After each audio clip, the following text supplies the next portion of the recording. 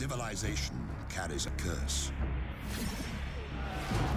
The impulse to expand societies into empires. Humans have no monopoly on conquest. Long before man learned to conquer, social insects, ants, bees, termites, hornets, all were building empires with the tools of attack, enslavement, and oppression. We claim dominion over the earth, but our exploits pale beside those of the warrior legions at our feet. Earth's original empire still reigns. The empire of the insects.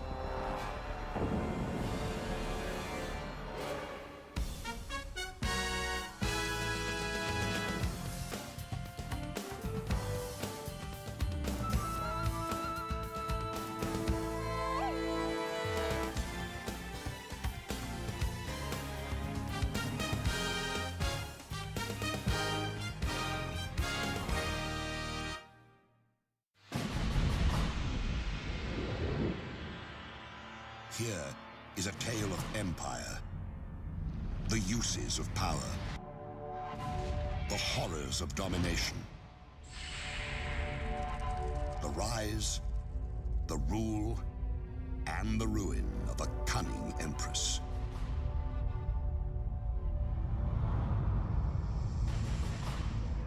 In her service, enormous armies march to war and plunder, waging merciless campaigns of conquest.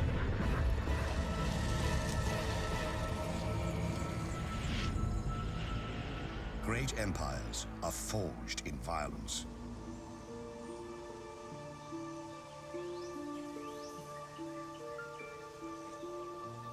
In the South African bush, lesser domains live in terror. The termites, microtermes, are good neighbors. Hard workers, the termites inhabit fallen branches they carve into galleries made with soil and saliva. They use the same material to build safe passages between logs.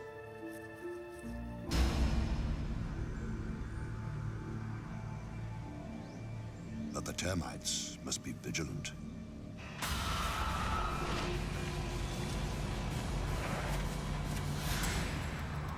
For they live in the realm of Megaponera, the Matabele ant. These powerful predators are twice the termite size. With the colony's hunger driving her, a Matabele scout searches for a target.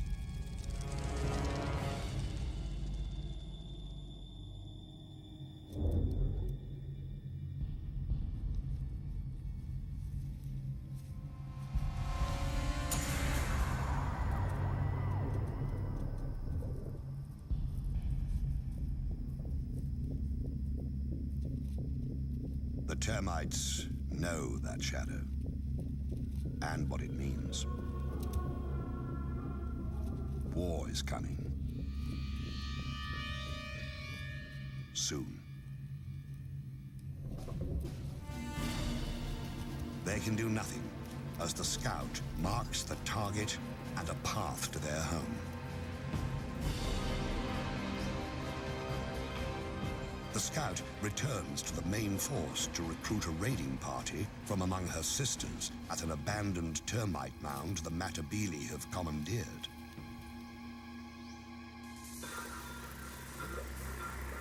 With a jolt of pheromones, the chemical message travels among the warriors. It's a perfect time to attack, early in the day, before the heat rises.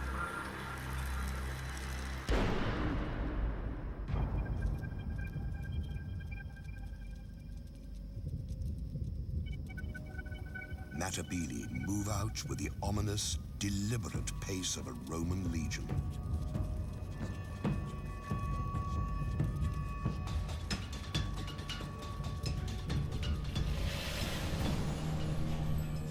Like legionaries, the ants wear armor. Their exoskeletons can withstand all but the harshest blows.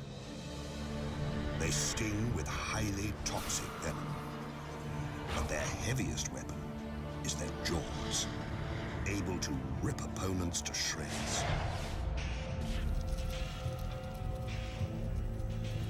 A raiding force can consist of 600 ants.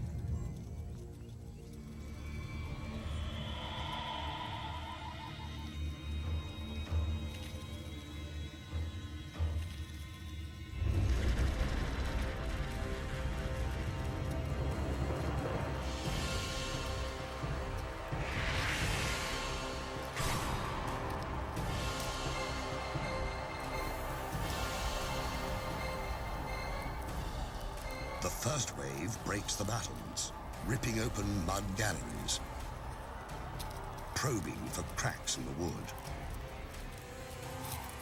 Now, the smallest Matabele attack. These tunnel rats make relentless forays into the termite sanctuary.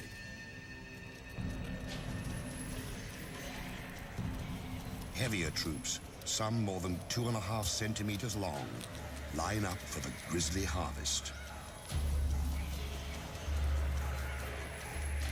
It's the devil's buffet. All you can kill, all you can carry.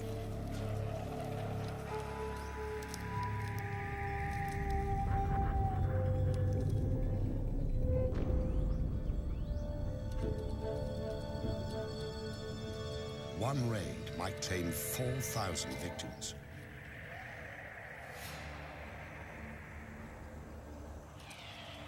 When the Matabele have all the dead termites they can manage, they head home. In a single day, a Matabele colony might send out 3 or 4 such forces.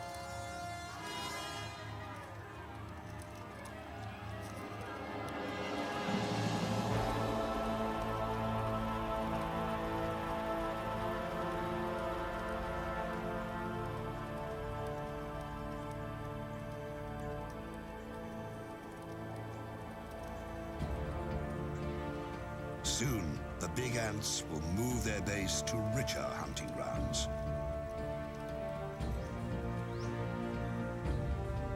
But today, their young will feast like kings, fattened on the spoils of war.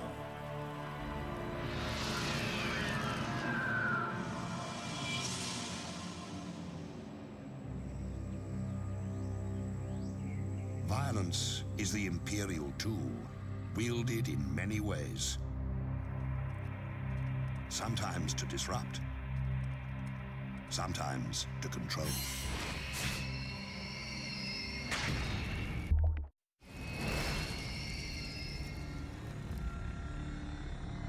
A queen can seize power with the victory of each individual soldier,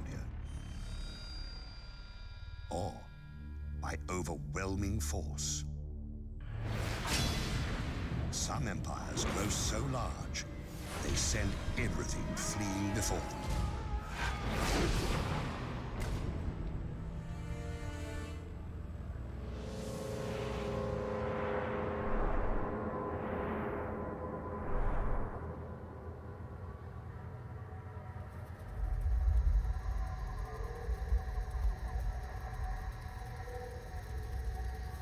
In the Panamanian rainforest, Esitan, the army ant, rules its turf with massive numbers. Army ants travel in deadly columns, a lethal force ever on the move. But this is not an attack. These ants, 500,000 to 700,000 of them, have been marching all night, their young in tow. Theirs is a nomadic existence, embodied in their bivouac, Army ants are their own fortress. A living, breathing domain that travels on countless legs. And those legs are strong. One eciton hanging by its claws can support another 100 ants. For a man to match that feat, he'd have to hold up 3 armored vehicles.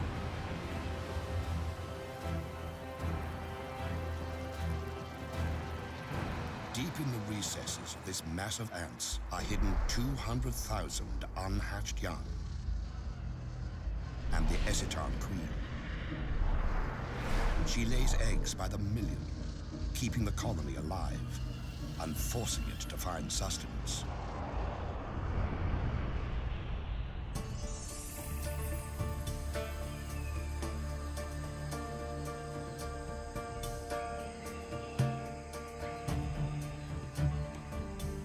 Dawn, and the bivouac stirs. After a night of stillness, the colony must feed. The meter-long mass of legs and feelers rouses itself into action.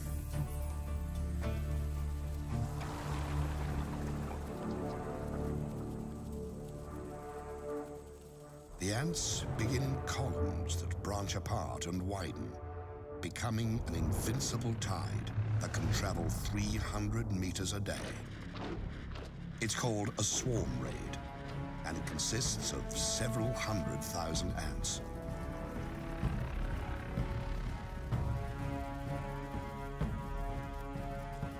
The ants move in a deadly wave, 15 meters across, driving all before them.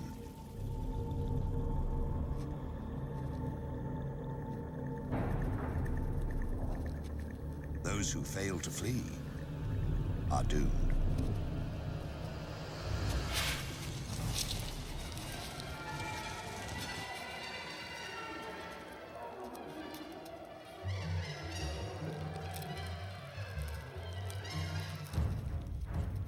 Whatever army ants can catch, they consume.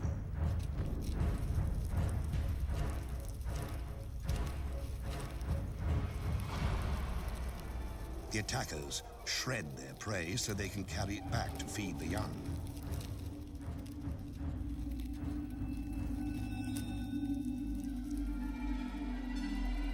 Army ants even overpower the land. They instinctively form bridges that carry the swarm over gaps and gullies. Across these living structures flows a steady stream of corpses. 30,000 a day.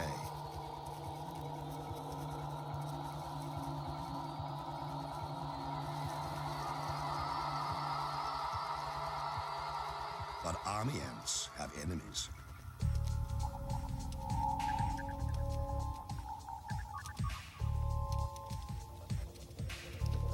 Along the swarm's edges, bandits try to pick off stragglers.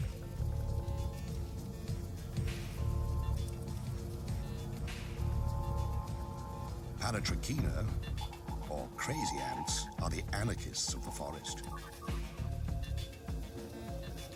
Small, but highly organized, they are willing to do anything to grab a meal. Infiltrate, attack, abscond, whatever it takes.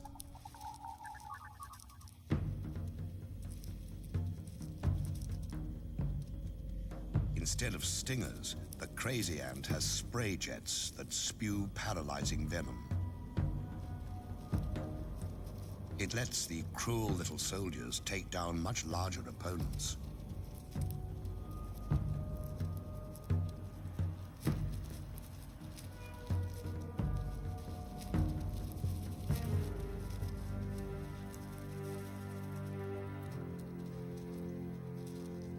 Army ants fear their crazy cousins for the chaos they unleash. The bigger insects have to fight for their lives against the anarchist throngs. At first, the crazy ant's venom stuns the army ants. Then the effects wear off, and the army ants regain their strength. They handily escape the tiny pirates and return to the business of the raid.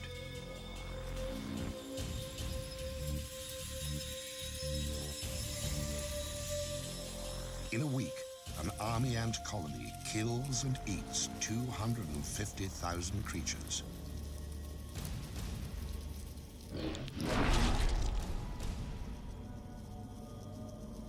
Ravaging the landscape, army ants shred its sense of order. In another kingdom, the ruler maintains control by any means necessary, even torture.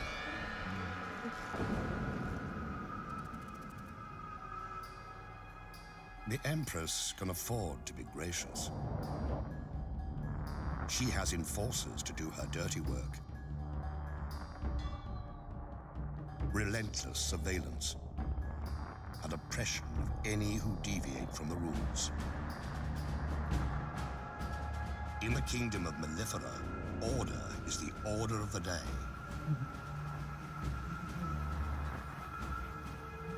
Every day.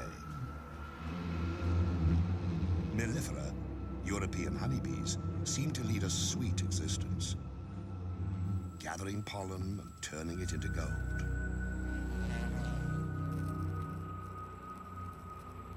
But beneath this bright image lies a dark reality. The colony exists to serve the queen, who lays the eggs that become the workers, who maintain the hive, and the warriors who defend it. Below the queen ranks the colony's young, its future.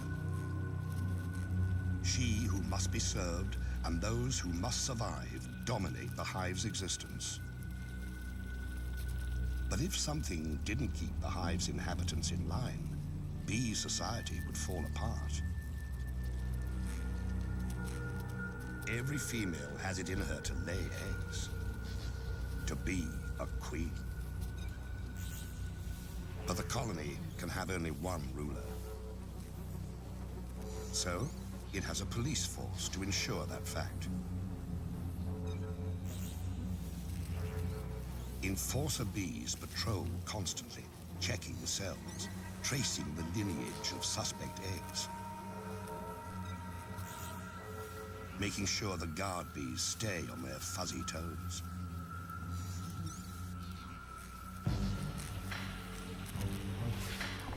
The police are on the alert for subversive social deviants, revolutionaries. And in the hive, it takes very little to cross that line.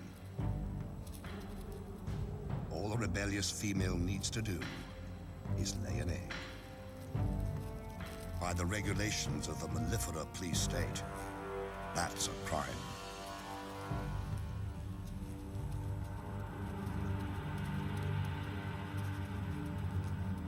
One bee is breaking the law.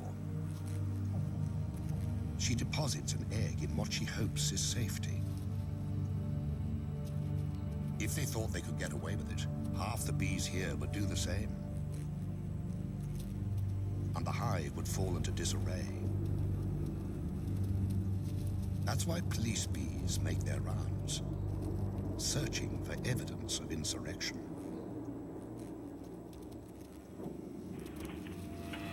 And they find it.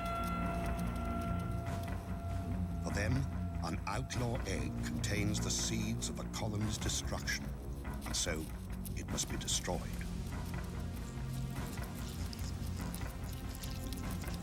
And to drive the lesson home, they brutalize the offender, keeping the hive safe and the queen's position secure.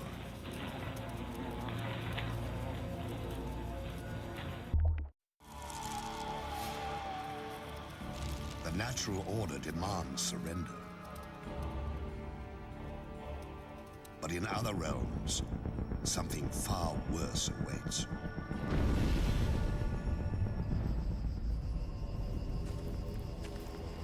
In the Imperial domain, it is not enough to rule. Others also must serve.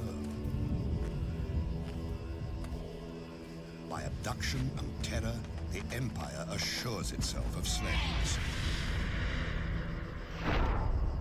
Warriors carry the captives into servitude. Strangers in a strange place.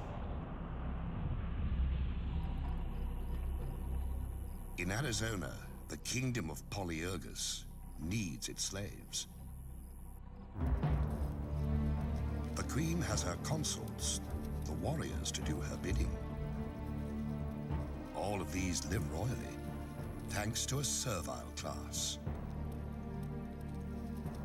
Polyergus, the slave raider ant, requires slaves because the species has grown so specialized it cannot care for itself. Massive mandibles, perfect for killing, have little use off the battlefield. So this kingdom has two societies: those who reign and those who serve. The servant ants, dwarfed by their masters, are of the species Formica. They forage for food, raise the royal young, minister to the queen's every need and those of her workers. Born into bondage, they will die slaves. But this kingdom has woes. Its Formica slaves are dying of old age. It's time for the slave-raiding Polyergus to do what they do best: kill and plunder.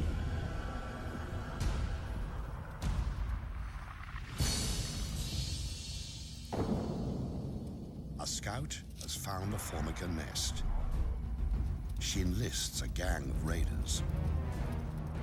A roiling mass of red aggression, spoiling for battle. In an instant, they're off.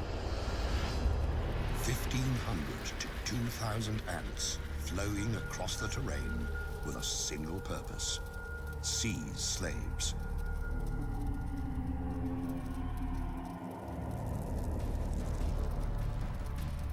Streaming into the Formica nest, the Polyergus raiders unleash hell. They kill, but only when need be. They've really come to steal the unhatched Formica young.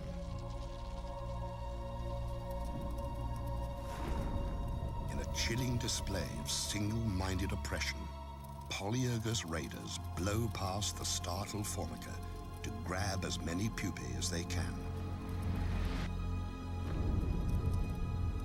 It's not unusual for raiders to carry off 500 to 800 new slaves, decimating a colony.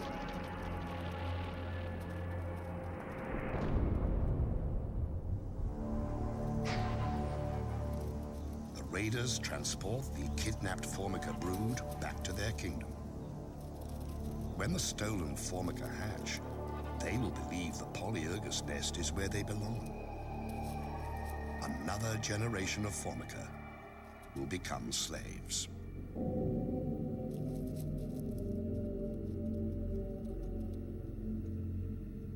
At the wrecked Formica nest, the queen roams amid the ruins, her offspring abducted and enslaved. She has been spared. But in other realms, innocents suffer unspeakable horrors.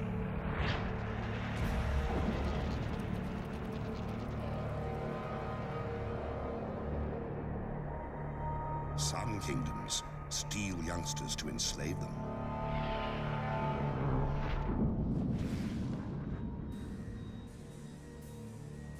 Others take no prisoners. slaughtering the defenseless to feed their own young. Winged horror has a name.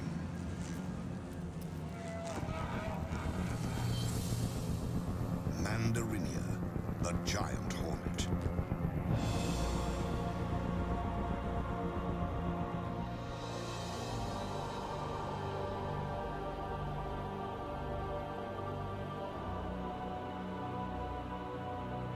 Their reach extends across Japan. Their empire reigns in dark, secluded places.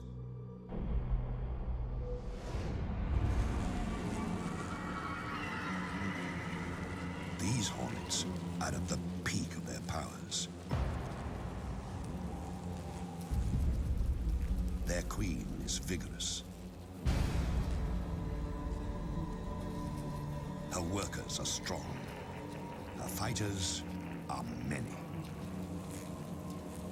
Her brood chambers are full to bursting. Everywhere, mouths to feed.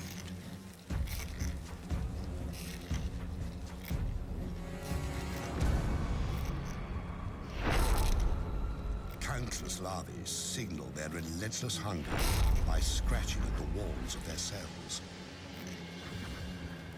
The grating drives the adult hornets into action.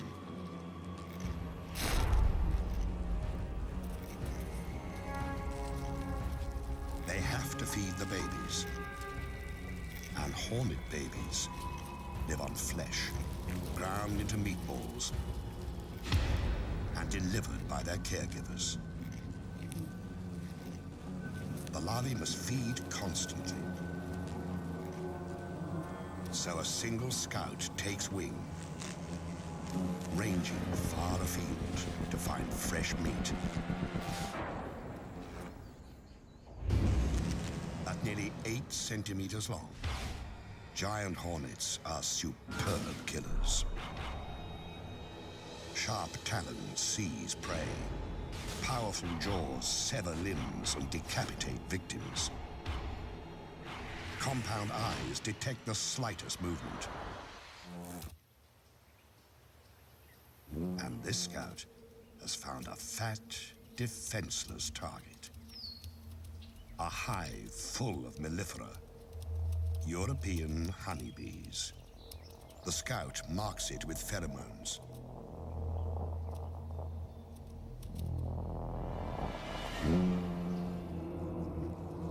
These bees aren't native to Japan. They arrived during the last century, imported because they produce more honey and are less combative. Because the alien bees didn't evolve with the giant hornets, they have no way to fight an attack.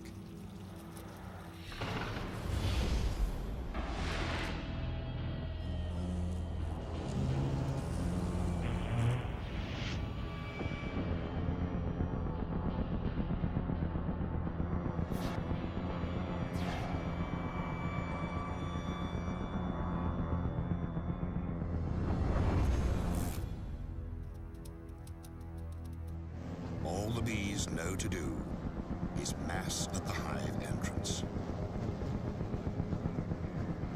There, they prepare to fight to the death.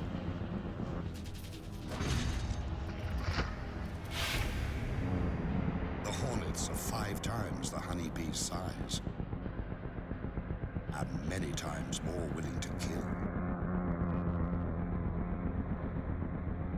In the stillness, fierce wings and fearsome odds.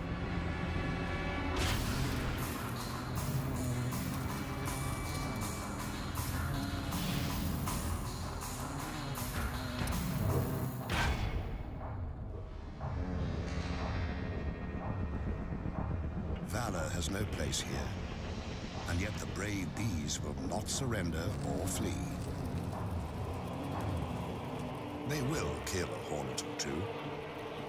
But what is one dead hornet when so many live? Reveling as they do in the deaths of bees by the thousand.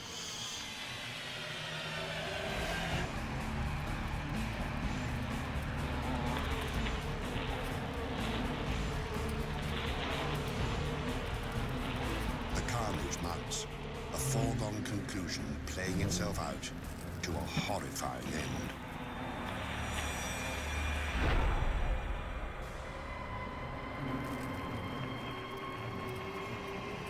In only hours, 20 or 30 hornets can wipe out a hive of 30,000 bees.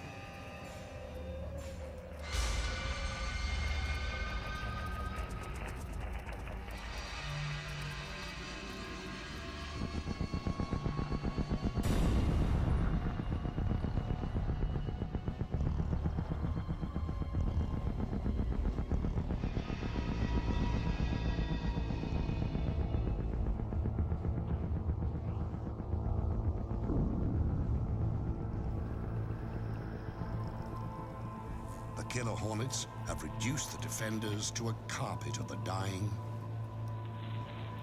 and the dead.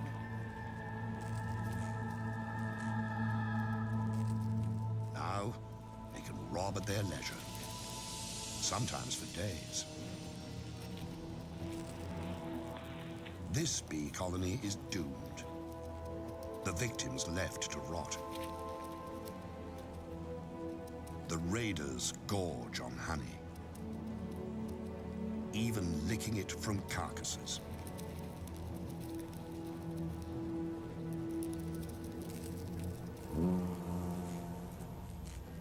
The unborn bees will be chewed into protein paste and fed to the hornet young.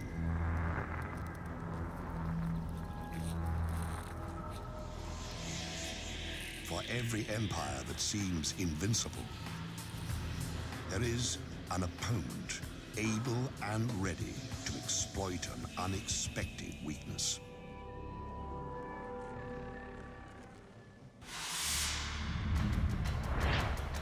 Empires attack, but they also must defend themselves. No matter how strong the fortress, the best defense is knowing your enemy.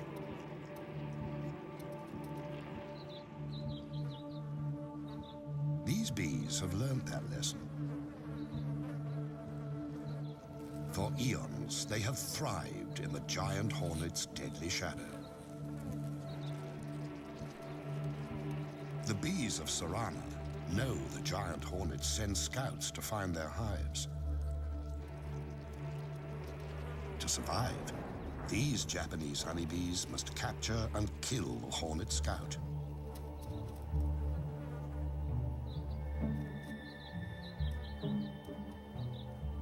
And to do that, they have a secret weapon.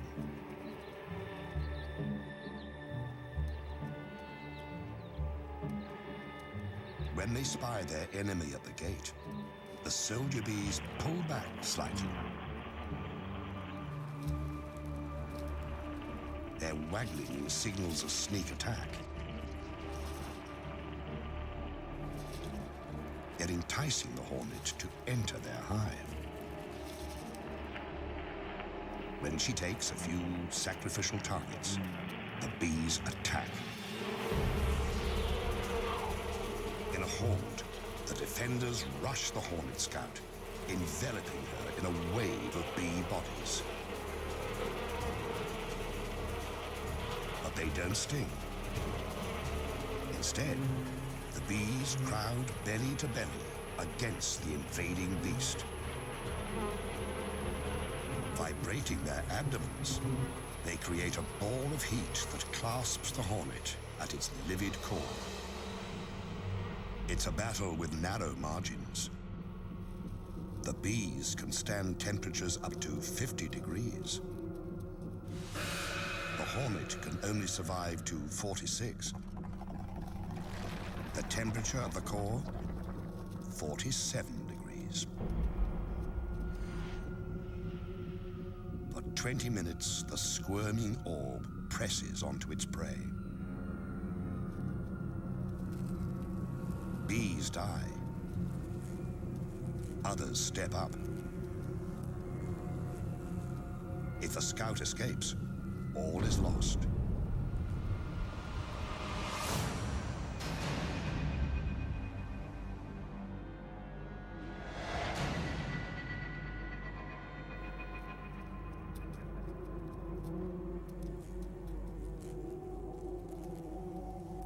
finally, the flailing and gnashing cease. This hornet won't reveal the secret of their hive's location. The bees have paid a price, but they've saved their home.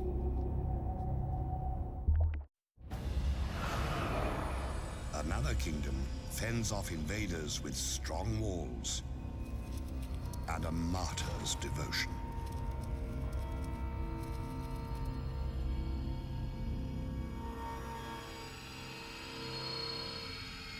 In the land of Macrotermes, jousting for territory and resources never relents.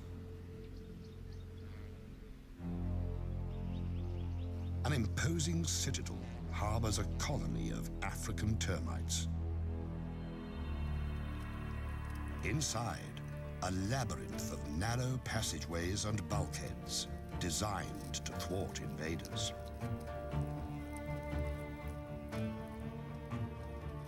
The termites are watchful, lest their citadel fall. But kingdoms' fates often are decided at their borders.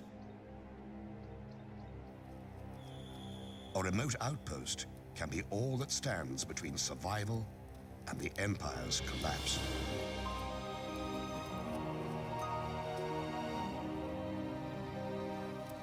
Outside the protective walls, foragers collect and transfer food back to the queen and her charges.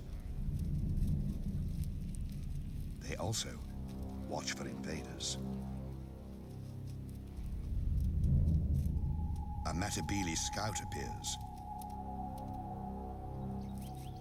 With their heads, termites send a subterranean alarm that ripples through the outpost.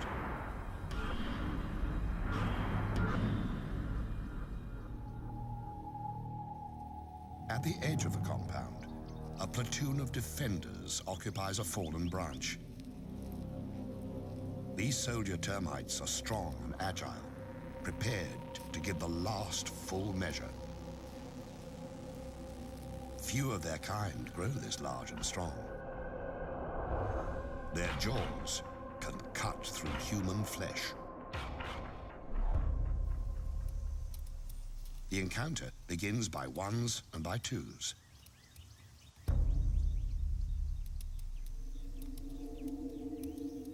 A raider infiltrates. A sentry patrols.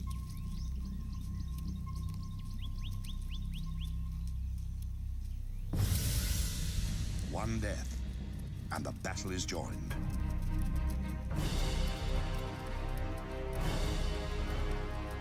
The ants stream forward, attacking with no mercy.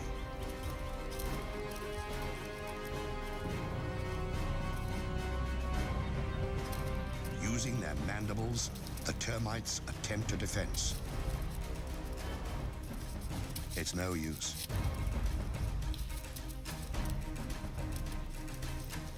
Some seek shelter,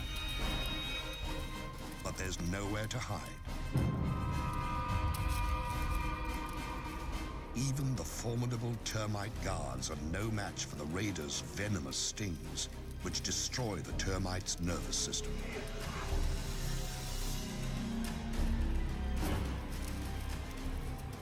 It's more feast than fight, as ants sting and slash the defenders to pieces. But the warriors who fall here do not die in vain. They stand against the Matabele tide, while their comrades in the galleries organize a last-ditch defense.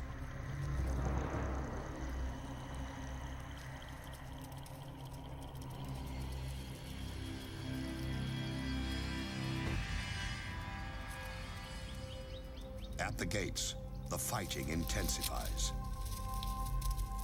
It's a classic tactic.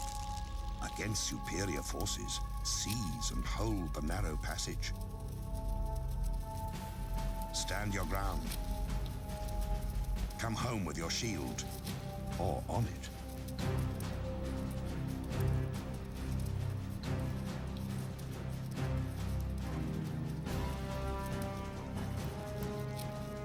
termite soldiers never relent. Sacrificing themselves, they buy precious time for defenders to seal off the embattled bunker.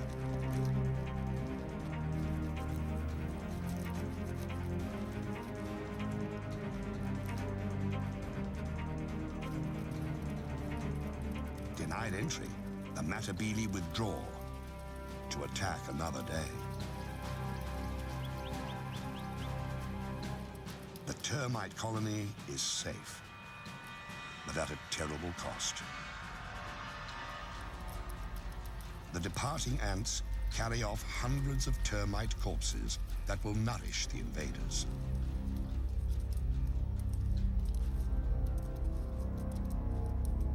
Clever strategies can prevail. So can impenetrable defenses. But there's no way to prevent an attack from within. A kingdom's fate can turn in the blink of a treacherous eye.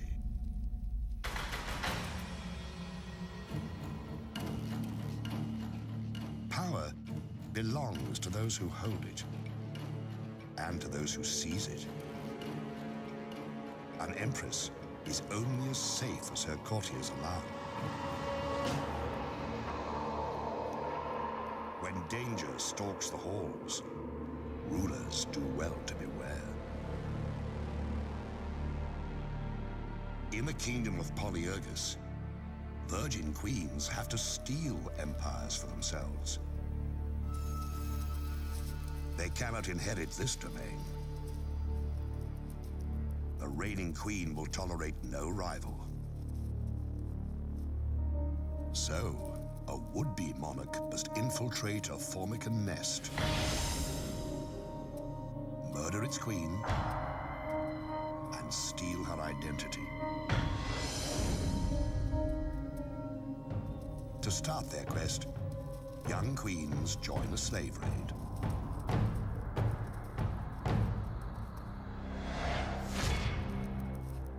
En route, they mate and shed their wings, a sign that they now bear the seeds of empire.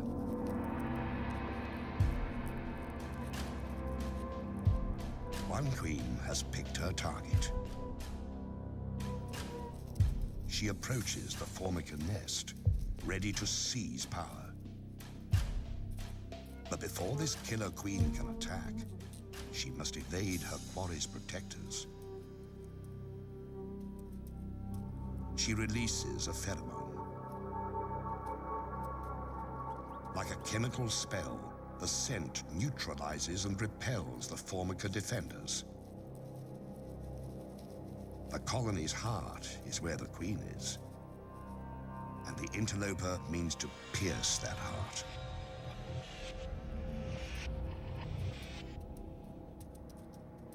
She's fixed on her mission: assassinate the queen and take her place. The Pretender's sickle-shaped mandibles have one brutal purpose. When she confronts her rival, there's no hesitation. She savages her prey, not to eat her, but to steal her identity.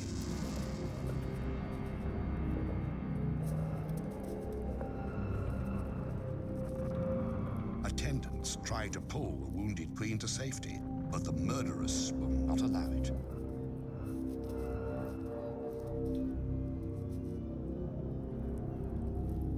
She laps up her victim's blood and rolls in her spilled fluids, thoroughly absorbing the monarch's essence.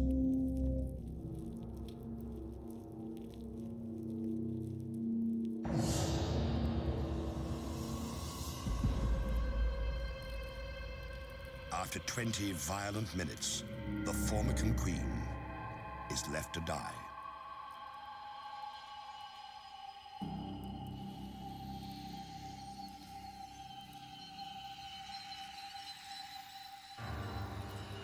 The Pretender has cast her chemical spell over the colony, now convinced she is, and always has been, their queen. She has seized and secured her domain, and with it, legions of devoted subjects to nurture the seeds of empire growing within her.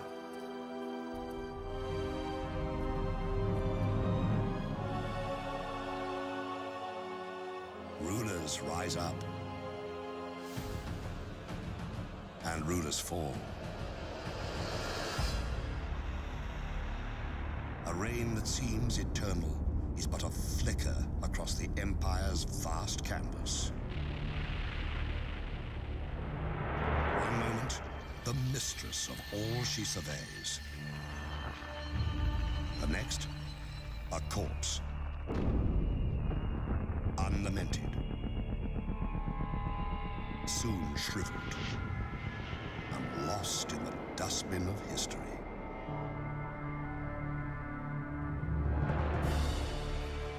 The Queen is dead. Long live the Queen.